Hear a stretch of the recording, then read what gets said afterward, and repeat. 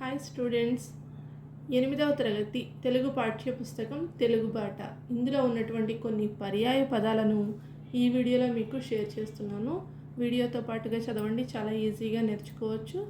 దీనికోసం ఒక ప్రత్యేకంగా కాలాన్ని కేటాయించక్కర్లేదు.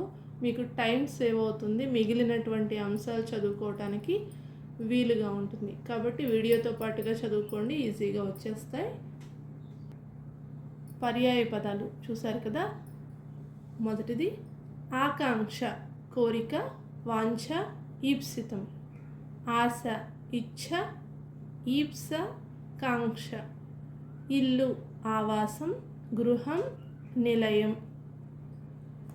ఉన్నతి, వికాసం, అభివృద్ధి. ఉపాధ్యాయుడు, గురువు, చదువు నేర్పేవాడు. ఒడలు, శరీరం, మేను, దేహం. కథన రంగం, యుద్ధభూమి, రణస్థలి.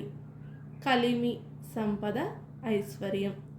కొండ, పర్వతం, గిరి, అద్రి. మీకు తెలుసు కదా పిల్లలు, పర్యాయ పదాలు అంటే సమాన అర్థం వచ్చే పదాలు. ఓకేనా? కొడుకు, అంగజుడు, ఆత్మజుడు, తనూజుడు. కోవెల, గుడి, దేవాలయం, దేవస్థానం. చిత్తము, మనసు, హృదయం. జలం, నీరు, ఉదకము, తోయము. జెండా, కేతనం, పతాకం. తండ్రి, అయ్య, జనకుడు, పిత. నెక్స్ట్ తీరం, దరి, ఒడ్డు, కూలం. తేజం, వెలుగు, కాంతి పుంజం, ప్రకాశం.